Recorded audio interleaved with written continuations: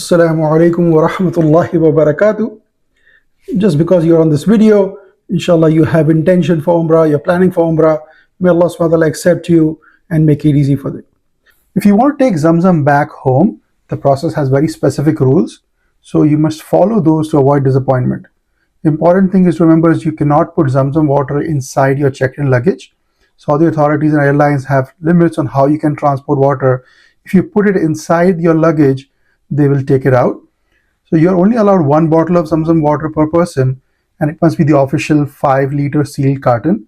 This bottle must be purchased from the airport. There's a designated sales point at the airport in Jeddah and Medina. For example, at Jeddah airport, it is near gate B2.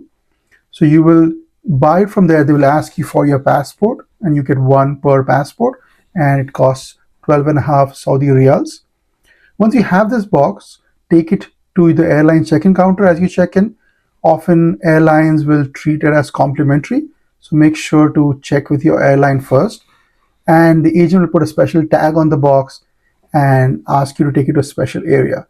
Have a marker with you so you can write your name in bold, clear letters and maybe your contact information, because once it reaches to your destination, there'll be a lot of people who have Zamzam bottles and it can easily get mixed up. So it's important to take that and mark your name on it.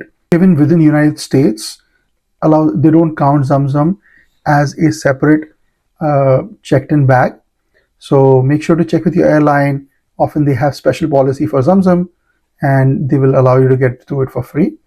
I've checked with United and Delta in the past, but again, different agents understand this differently. So make sure to take a screenshot of your airline policy or keep some kind of information with you so you can show it to the agent in case they don't know about that policy. Hopefully this was helpful. Assalamu alaikum wa rahmatullahi wa barakatuh.